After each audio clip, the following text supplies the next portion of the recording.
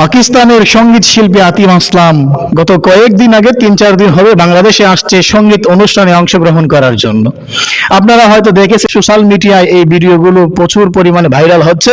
বড় বড় আমাদের বাংলাদেশের প্রথম শ্রেণীর যে টিভি নিউজগুলো তারাও এই গানের অনুষ্ঠানকে নিউজ করতেছে খুব বড় করে ব্যাপকভাবে। সোশ্যাল মিডিয়া, ছোট ছোট মিডিয়া যারা ইউটিউব ফেসবুক ইউজ করে তারাও এগুলো ঢালাওভাবে প্রচার করতেছে। আপনারা তো হয়তো দেখেছেন, আপনাদের চোখে পড়েছে কিনা জানি না, আমরা দেখেছি এমন অশ্লীল দৃশ্য। আল্লাহ আল্লাহ আল্লাহ, যদি আমাদের উপরে আযাব আর গজব আসে বাঁচার কোনো উপায় থাকবে না। এমন অশ্লীল দৃশ্য, এই অশ্লীল দৃশ্য আমাদেরকে আল্লাহ তাআলা দেখাচ্ছেন আমাদের পাপের কারণে। এই অশ্লীল দৃশ্য হয়তো আল্লাহ পাকের আযাব আর গজব আসতে পারে। এত আযাব আর গজব হচ্ছে তবু আমাদের শিক্ষা হচ্ছে না। বন্যায় মানুষের ঘর বাড়ি ধ্বংস হয়ে যাচ্ছে, অর্থ সম্পদ শেষ হয়ে যাচ্ছে। কত মানুষ, কয়েকদিন আগেও তো বন্যায় অনেক মানুষ বিপদগ্রস্ত ছিল।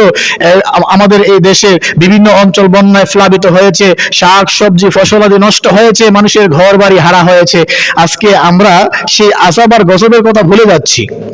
বিপদ আসলে আমরা আল্লাহকে ডাকি, বিপদ যখন চলে যায় তখন আমরা আবার নাফরমান হয়ে যাই, আল্লাহর অবাধ্যতা শুরু করি। পাকিস্তানের আতিফ আসলাম বাংলাদেশে এসেছে গত 3-4 দিন আগে একটা কনসার্টে, গানের অনুষ্ঠানে অংশগ্রহণ করবে।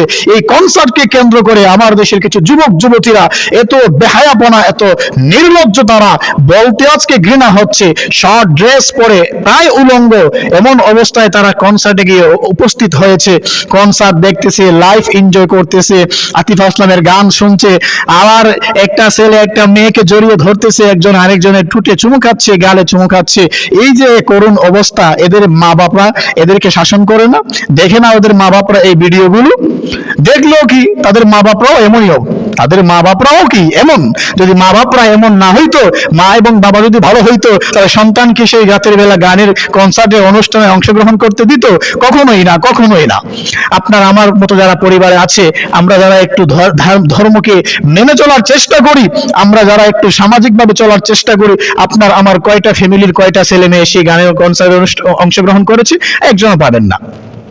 যাদের মা বাবার অবস্থা খারাপ, করুণ থেকে করুণ, তাদের ছেলে মেয়ের অবস্থা একই হয়। আজকে গানের কনসার্টে তারা হাজার হাজার নারী পুরুষ দেখেছে অংশগ্রহণ করেছে, বেশিরভাগই কম বয়সের, অল্প বয়সের ছেলে মেয়েরা একজন আরেকজনকে জড়িয়ে ধরছে, কেউ সিগারেট খাচ্ছে, কেউ আবার মদ খাচ্ছে, কেউ বিয়ার খাচ্ছে সেই গানের কনসার্ট অনুষ্ঠানে। আতিফ আসলাম গান করতেছে, কোনো কোনো মেয়েদেরকে দেখেছি দৌড়াইয়া লাফাইয়া স্টেজে উঠতেছে, ওইটা আতিফ আসলামকে জড়িয়ে ধরতেছে, চুমু খাচ্ছে হাতে, আর বলতেছে আই লাভ ইউ আতিফ, আমি তোমাকে ভালোবাসি, আমাদেরকে ছেড়ে যেও না। হায় রে, ভালোবাসার জন্য বাংলাদেশে এত যুবক থাকতে তুমি দেখো না এক গানের কনসার্টে একজন আতিফ আসলাম পাকিস্তানের এক শিল্পী আসছে, তাকে তুমি ভালোবাসতে যাচ্ছ। গান করে আতিফ আসলাম চলে যাচ্ছে, তখনও দেখেছি অনেক মেয়েরা রাস্তায় বের হয়ে গাড়ির পিছু পিছু দৌড়াচ্ছে আর আতিফকে ডাকতেছে, আতিফ আতিফ যেও না যেও না। এই হচ্ছে আমাদের বাংলাদেশের অবস্থা। আজকে আমরা মুসলমান পরিচয় দিতে আমাদের ঘৃণা হয় কেন ভাই? কেন আজকে আমরা আল্লাহকে ভুলে গিয়ে সেই শয়তানের ধোঁকায় পড়ে গুনাহের কাজে বারবার লিপ্ত হচ্ছি? আল্লাহ তাআলা আমাদেরকে বারবার শাস্তি দিচ্ছেন, আযাব দিচ্ছেন, বন্যা আমাদেরকে বন্যা দিয়ে আযাব দিচ্ছেন, সতর্ক করতেছেন, প্রচন্ড গরম দিয়ে আল্লাহ পাক আমাদেরকে সতর্ক করতেছেন। এরপরেও কি আমাদের হুঁশ ফিরবে না? এরপরেও কি আমাদের ভিতরে হেদায়েত তৈরি হবে না? এরপরেও কি আমরা আল্লাহকে ভয় করব না? আমাদের ভিতরে আজকে আল্লাহর ভয় নেই, ইসলাম নেই, আমরা নামে মাত্র মুসলমান, কিন্তু মুসলমানের কাজ কাম কিচ্ছু আমাদের ভিতরে নেই। যদি থাকতো তাহলে এমন বেহায়াপনা, নির্লজ্জ কাজ আমাদের দ্বারা হতো না। গানের কনসার্টে আমরা যাই, হাজার হাজার নারী পুরুষ, ওয়াজ মাহফিল হয়, সেখানে আমাদের কোনো চিন্তাই নাই, সেখানে আমরা ধার ধারি না, ওয়াজ মাহফিলে আমরা যাই না, দিনের আহ্বানে ডাকে আমরা সাড়া দেই না। কিন্তু গানের অনুষ্ঠান হইলে, গুনাহের কাজ হইলে সেখানে আমরা দলে দলে দলে দলে গিয়ে ভিড় জমাই।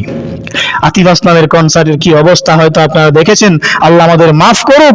যদি আমাদের উপরে সামনে কোনো বিপদ আসে তো ধরে নেবেন এই কনসার্টের কারণে আমাদের উপরে কোনো বিপদ আসছে, আযাব আর গজব আসছে। মেয়েরা ওইদিকে কনসার্টে গিয়ে নাচানাচি করে, আর আমার দেশের কিছু ধর্মপ্রাণ যুবকরা দেখবেন আজকে তারা এই দেশকে শান্তিশীল করার জন্য, এই দেশের জন্য তারা জীবন দিচ্ছে, মিছিল মিটিং করতেছে, আন্দোলন করতেছে ইসলামের জন্য, দেশের জন্য।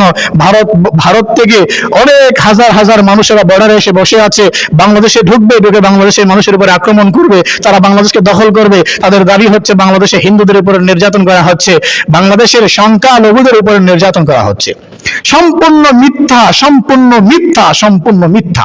একটা হিন্দু এখন পর্যন্ত বলতে পারবে না তার উপরে কোনো মুসলমান অন্যায়ভাবে আক্রমণ করেছে, অন্যায়ভাবে তার উপরে অ্যাটাক করেছে, কোন একটা মন্দির ভেঙেছে, কোন একটা মূর্তি ভেঙেছে। কিন্তু ভারতের সেই কুলাঙ্গারেরা এদেশের মুসলমানদেরকে, ইসলামকে ধ্বংস করার জন্য যে ষড়যন্ত্র তারা শুরু করেছিল, সেই ষড়যন্ত্র এখন ব্যর্থ হয়ে যাচ্ছে। এটা দেখে আর সহ্য হচ্ছে না। এখন বাংলাদেশে তারা আসতেছে বাংলাদেশকে দখল করার জন্য, বাংলাদেশের মানুষের উপর আক্রমণ করার জন্য। আমাদের সবাইকে রুখে দাঁড়াতে হবে ওই সমস্ত নাস্তিক আর মুরতাদের বিরুদ্ধে, বেঈমান কাফেরদের বিরুদ্ধে, দেশের ষড়যন্ত্রকারীদের বিরুদ্ধে, মূর্তি পূজারীদের বিরুদ্ধে আমাদেরকে রুখে দাঁড়াতে হবে। তাদের বিরুদ্ধে আমাদেরকে প্রতিবাদ, প্রতিরোধ গড়ে তুলতে হবে। প্রয়োজনে তাদের মোকাবেলায় যুদ্ধ করতে হবে। আমার সোনার যুবকদেরকে আমি ধন্যবাদ জানাই যারা এই কাজগুলো করে যাচ্ছেন। ওলামায়ে কেরামদের সাথে, ধর্মপ্রাণ মুসলমানদের সাথে একত্রতা পোষণ করে তারা মিটিং মিছিল করে যাচ্ছেন। এমনকি যারা মাঠে ময়দানে কাজ করতেছেন এদেশের ইসলামের জন্য, এদেশের মুসলমানদের জন্য, এদেশের সার্বভৌমত্বের জন্য।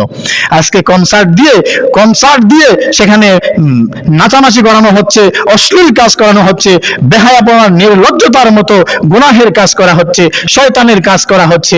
এদিকে আমার দেশের যে অবস্থা, এটা নিয়ে তাদের কোনো মাথা ব্যথা নেই। তারা লাইফটাকে এনজয় করবে। দেশ যেদিকে যায় যাক না, আমাদের কোনো যায় আসে না। ইসলাম যেদিকে যায় যাক না, আমাদের কোনো কিছু আসে যায় না। ইসলাম যেদিকে যায় যাক না, আমাদের কোনো কিছু আসে যায় না। আমরা জীবনটাকে, লাইফটাকে উপভোগ করব, এনজয় করব, এটাই আমাদের সব। আল্লাহ পাক আমাদেরকে এই সব কিছু থেকে হেফাজত করুক।